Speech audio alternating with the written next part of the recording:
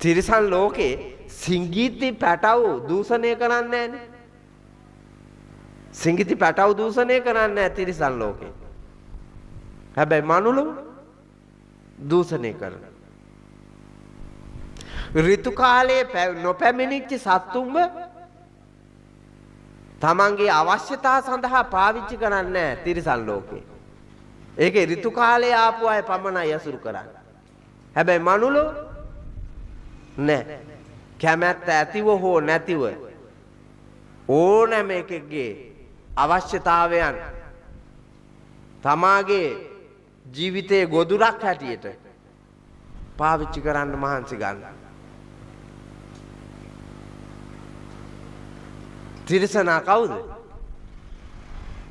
මිත්‍යා දෘෂ්ටික දුර්ජන ගති පැවතුම් තියෙන අසත්පුරුෂයා. ඒ ඉන්නේ පින්නතුනි මේ මනුලෝමයි. මෙවුන් තෝරා බේරාගෙන දිවි ගෙවන්න හොඳ දැක්මක් ඕනේ. ඒකට තමයි අපි අධ්‍යාපනය ලබන්නේ. නමුත් අපි ඒක ලබලා නැත්තම් ඔයාලා අධ්‍යාපනය ලබනවා ඒක වැඩක් ඇති එකක් නෙමෙයි. නේද? අකුරු ඉලක්කනුයි දන්නවා. හැබැයි ඉදලක් දුන්නොත් හොඳට අතු ගන්න දන්නවද? නැහැ. කොස්සක් දුන්නොත් අතු ගන්න දන්නවද? නැහැ. රෙද්දක් දුන්නොත් හොඳට හොදලා වේලලා මැදලා පාවිච්චි කරන්න දන්නවද? නැහැ. කෑම කාලා පිඟාන හොදලා තිබ්බු තැනින් තියන්න දන්නවද? නැහැ. රැට බුදියගෙන හිටපු තැන නැගිටලා බුදිය ගන්න පාවිච්චි කරපු කොට්ටේ ඇඳ මෙට්ටේ සීට් එක මෙව්වා ටික හදලා පිළිවෙලට තියලා එතනින් නැගිටලා එන්න දන්නවද? නැහැ. මේ මොකක්වත් දන්නේ නැති මේක අහවල් අධ්‍යාපනයක්ද? ඈ? අහවල් අධ්‍යාපනයක්ද? අනුන් මත යැපෙන ඈ? උයන්නේ අම්මා, බෙදන්නේ අම්මා, කවන්නේ අම්මා. කාපු එක ජීර්ණය කරලා අස් කෙරුවාම ඒක අදින්නේ අම්මා. ජීර්ණය කරලා අස් කරපු කවුළු හොදන්නේ අම්මා. නේ? එම්ම කම්මැලි જાතියක් හදලා තියෙන්නේ කවුද? මේ අම්මලා. ඒක ආදරේනේ. ආදරේ නෙමෙයි ඒකට වලකයි කැපීම ඕක. ළමයා මහා අගාධයකට නෙවෙයි දාන්නේ. තමන්ගේ වැඩ තමන්ට කරගන්න දන්නේ නැති එකෙක් හදලා තියලා උඹලා මැරුණහම මේ ලෝකේ නිඳා විඳින්න ජීවත් වෙන්න මගක් දන්නේ නැත්තේ මෙවුන්නේ. හස්ත කර්මාන්තයක් දන්නේ, රැකියාවක් කරන්න දන්නේ, වැඩප්පලක් අඳුරගෙන නැහැ, බඩුවක් භාණ්ඩයක් ඇසුරු කරලා ඒකෙන් වැඩ කරන්නේ කොහොමද දන්නේ? මොකක්වත් දන්නේ නැති මේක. දැන් බලන්නකො ඔයාලට වෙලා තියෙන ඉරණම මම පුතාලා හොඳට බලන්න පුතේ. මගුල් ගෙදරක උයන්නේ පිරිමි. දාන ගෙදරක උයන්නේ පිරිමි. හෝටල් වල උයන්නේ පිරිමි. හැම සම්භාවනීය උත්සවයක උයන්නේ පිරිමි. එතකොට කාන්තාව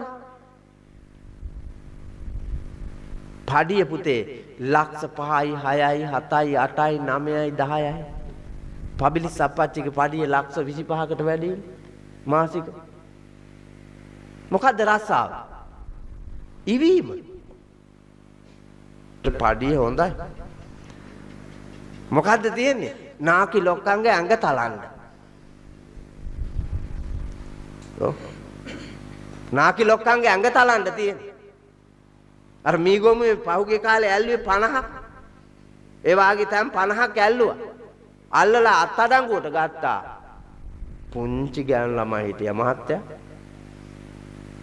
ඔව්. අවුරුදු 13 14 ගෑනු ළමයි හිටියා අයුවා. ඔයාලට මේ ලෝකෙ පේන්නේ. පේන්න බලන්න ඕන. මේවා නින්දාවට කියන කතා නෙමෙයි. මේ අපි යන ගමනේ අපට වැරදිලා. යන්නේ සුගති ලෝකයකට නෙමෙයි දුගතියකට. ඒකෙන් අත මිදෙන්න මහන්සි ගන්න. මෙවැනි ගමනකට වැටි හිටි කුණ්ඩලකේසි අර මරන්න ගෙනියන හොරාව අම්මයි අප්පච්චිලාටයි කියලා කෑ ගහලා අඬලා එල්ලිලා මැරෙන්න යනවා සියදිවි නසා ගන්නවා කියලා දෙමව්පියන්ව නම්‍ය සීලීව Taman ළඟට ගෙනල්ලා දරු සෙනෙහස නිසා කොරන්න දෙයක් නැතුව ගියපු අම්මයි තාත්තයි දරුවට අර හොරාව මරන්න ගෙනියන හොරාව ලොකු අල්ලස් මුදලක් දීලා වදකයන්ටයි රාජපුරුෂයන්ටයි අල්ලසක් යවුවා. යවලා මරන්න ගෙනියන එකව පැන්නුවා එතනින්. පන්නලා හොරාව ගෙනල්ලා සිටු කුමාරයෙකුට වාගේ අන්දලා මේ සිටු දියණියට කසාද බැන්දෙව්වා. දැන් එතන මරන්න ගෙනිච්ච එකව රජුරුවන්ගේ අනි එතනින් එහාට ගෙනිච්ච මොකද?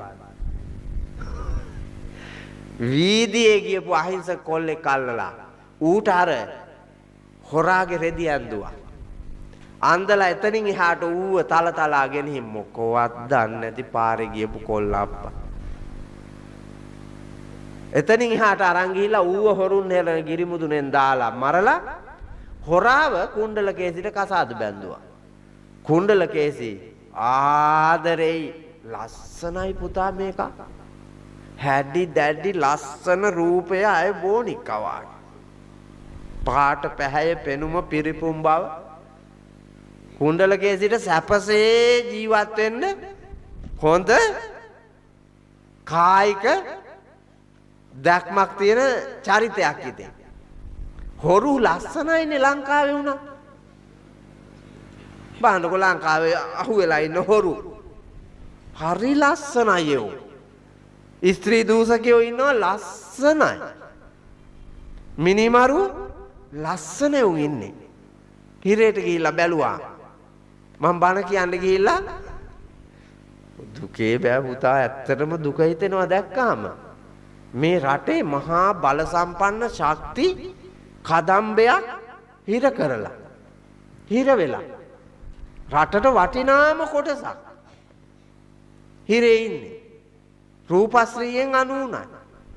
දැන් ඒගොල්ලෝ ආවාහ විවාහ වෙලා රටට වටිනා දරු සම්පත්තියක් දායාද කරලා රටේ ආර්ථිකයට මහඟු සේවයක් කරලා රටේ සෞන්දර්යයට සංස්කෘතියට ජාතියට ආගමට මෙහෙවරක් කරලා මැරෙන්න ඉන්න එවුන් තරුණ ජීවිතේම හිරේට විනාශ වෙලා මැදියම් ජීවිතේ හිරේට විනාශ වෙලා නිකමුන් හැටියට පින්නතුනි සමාජයෙන් සමුගෙන යන මේ මනුස්ස ලෝකයෙන් සමුගෙන යනවා සංසාරයට එකතු වෙනවා මේ පෞකාර ලෝකයේ තේරුම් කරන්න අපි කොච්චර උත්සාහ ගත්තත් ඔබ කරන්නේ මේ කෙලෙස් වලට යටපත් වෙලා එව්ව ඔස්සේ යනවා කුණ්ඩලකේසිගේ අම්මයි අප්පච්චි දෙන්නත් මේ ඉන්න මිත්‍යා දෘෂ්ටික අම්මලා තාත්තලා වාගේ දුවට සැප පිණිස කියලා අර වාගේ වංචාවක් කරලා වෙන එකෙක් මරලා මේ ළමයින්ගේ සතුට හැදුවා.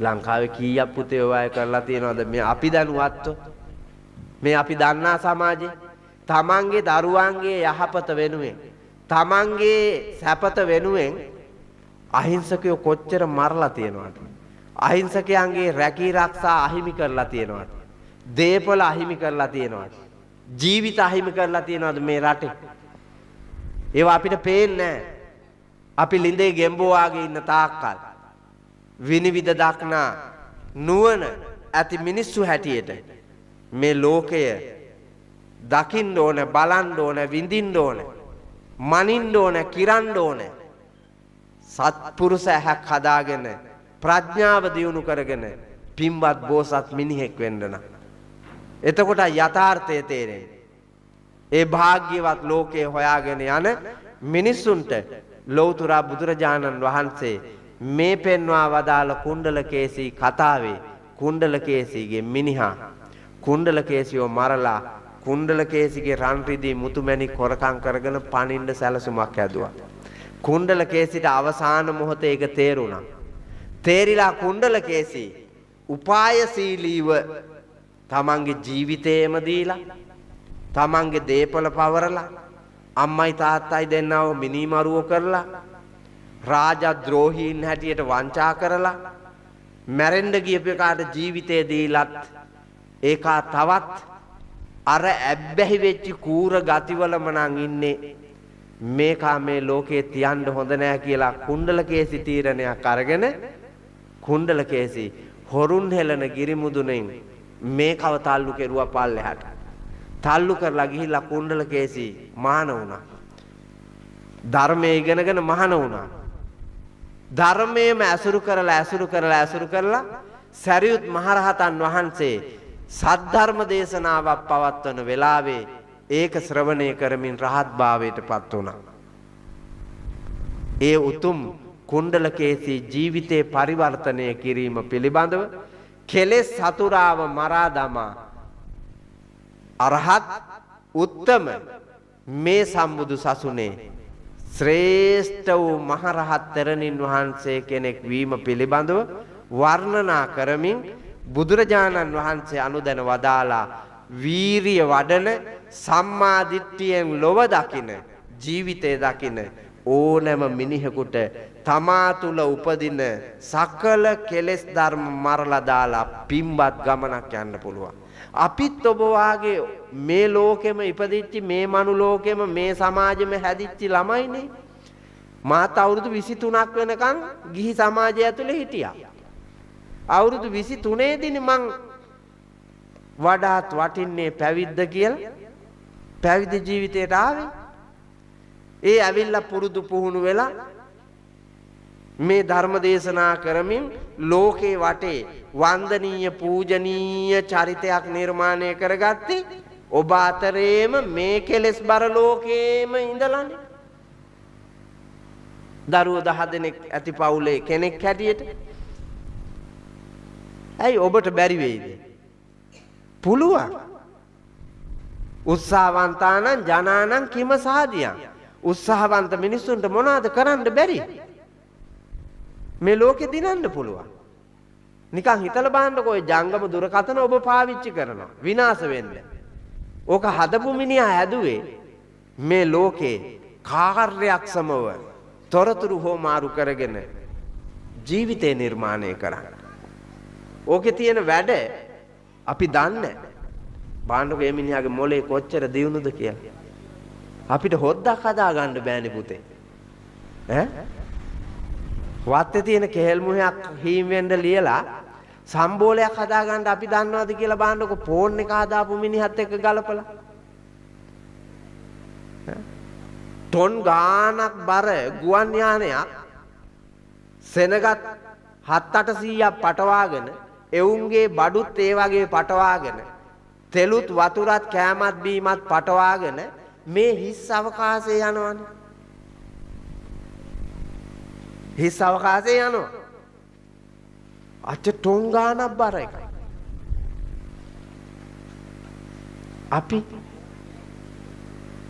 අපි මොනවද දන්නේ? මැරෙන්න යන මිනිස්සුන්ව ජීවිතේ දීලා බේරගන්න ඖෂධ හදලා තියෙනවා. මේ ලෝකේ නානාවිද යන්ත්‍ර සූත්‍ර හදලා තියෙනවා. විවිධ උපකරණයන් තනලා තියෙනවා. මේ ලෝකයේ ඇතුලේ පුතේ අපි මොනවද දන්නේ? ඔය ඉස්සරහ අටවාගෙන තියෙන කැමරා ඔය අටවාගෙන ඉන්න එකාගෙන් අහපන්කෝ බලන්න. ඔවුන් දන්නේ අටවන්න විතර තමයි. ඒ අටවන කාටවත් ආචාර ධර්ම කියන්නේ මම කැමති නෑ වීඩියෝ කරනවට. මම වීඩියෝ කරනවට කැමති නැත්තේ ඇයි දන්නවද පුතේ? ඒ වීඩියෝ කරන අයට ආචාර ධර්ම නැහැ. ඔබ බලන්නකෝ අන්තර්ජාලේ මම දැන් පැය දෙකක් බණ කිව්වනේ.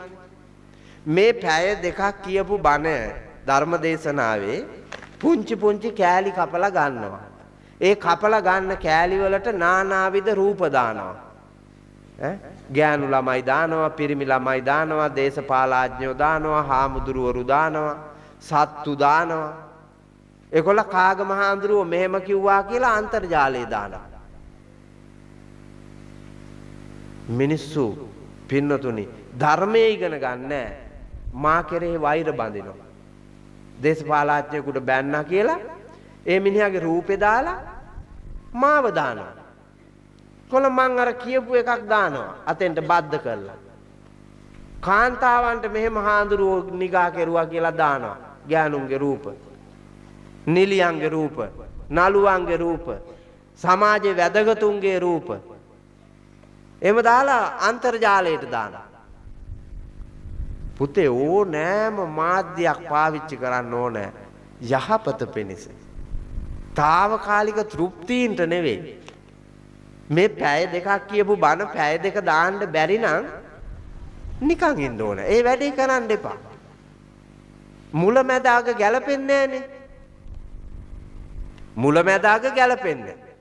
එහෙම ගැලපෙන්නේ නැතුව කෑල්ලක් මැද්දෙන් දාපු ගමන් මේකේ අගක් මුලක් නැහැ. මිනිසුන්ට තේරෙන්නේ මෝඩයෝ අතිශය මෝඩයෝ අරක දිහා බලලා ඔවුන්ගේ ජීවිතේ රාගික හැඟීමක් කෙලෙස් බර හැඟීමක් මත පිහිටලා සතුටක් ලබනවා. මෝඩ ප්‍රීතියක් ලබනවා. ඒකෙන් ඇති වැඩක් නෑ පුතේ. ඕනෑම මාධ්‍යයක් පාවිච්චි කරන්න ඕනේ යථාර්ථය පිණිස. යහපත පිණිස. ඒකයි අපිට මිනිස්සුયો කියලා කියන්නේ. ඒ උදාර ගුණයන්හි පිහිටා ලෝකේ දිනන්නේ. ඔය සියලු අපරාධ, සියලු විස බීජ පුතේ මේ අපි තුලනේ හටගන්නේ. අපේ අභ්‍යන්තරේ චේතනාව මතව උපදින්නේ. ඒ ඉපදෙන එක චේතනාහම් භික්කවේ කම්මං වදාමි. චේත ඉත්වා කම්මං කරෝති කායේන වාචා මනස. චේතනාව පහළ වෙනවා. පහළ වෙන චේතනාව ඉස්සරෝම හිතට දෙනවා. කම්මං කරෝති ක්‍රියා කරන්න කියලා හිතට දෙනවා. ඊට පස්සේ ඒක අරගෙන හිත වැඩ කරනවා.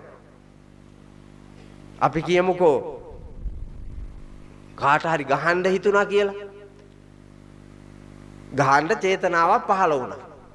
ඒකල හිතට කියනවා ආන් අරේනේ කාට ගහපිය කියලා. ඊට පස්සේ හිත අරක පෝෂණය කරනවා. මේ එන්නේ අර කතමා.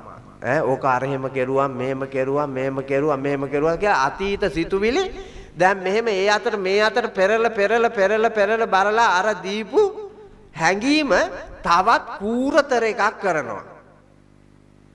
ඒකොල්ල හිත තවත් බලවත්, උපක්‍රමශීලී, ප්‍රහාරාත්මක හිත මොකද කරන්නේ? මේකට ගහන්න උපායක් ඕන. මේකට ගහන්න උපායක් ඕන. මට තනියෙන් මේකට ගහන්න බෑ. ඒ හින්දා මගේ යාළුවෝ දෙන්නෙක් ඉන්නවා. ඉක්මනින් කෝල් කරන්න ඕන යාළුවෝ දෙන්නාට. මේ අහවල් ලෙව්වත් අරන් වරෙව් මේකා එනවා කියලා. ඒකොල්ල මග රැකලා ඉන්නවා. අර එන මිනිහාට ඊට පස්සේ පාර දෙනවා.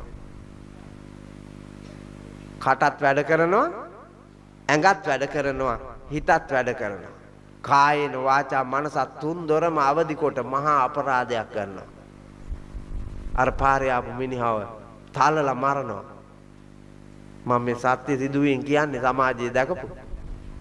ඒ මරලා ඉවර වෙලා දැන් අනුන්ගේ කීමට ආපු මිත්‍රයෝ දෙන්නත් හිරේ. ක්‍රියාවෙහි ආරම්භකයත් හිරේ. 20 අවුරුදු හිර දඬුවම් භුක්ති විඳිනවා. 20 අවුරුද්ද ඉවර වෙලා එළියට එනකොට ජීවිතේ නාකි වෙලා මුළු ජීවිතේම පෙරදිලා හිරගෙදරදී තවත් අපරාධ ටිකක් පුරුදු පුහුණු වෙලා සමාජය ගැන වෛරයෙන් එන මේ මිනිහා පුතේ නිවන් දකින්නේ හතර මහා පායට යන්නේ. ඒ හින්දා තමා තුල උපදින ජරා සිතුවිලි පාලනය කරගෙන සුන්දර පින්වත් බෝසත් ගමනක් යන්න ඔබට මට අපට ලෞතුරා තථාගත බුදුරජාණන් වහන්සේ පෙන්වා වදාළ මේ උතුම් ශ්‍රී සද්ධර්මය හේතු වාසනා වේවා වෙත්වා වෙම්වා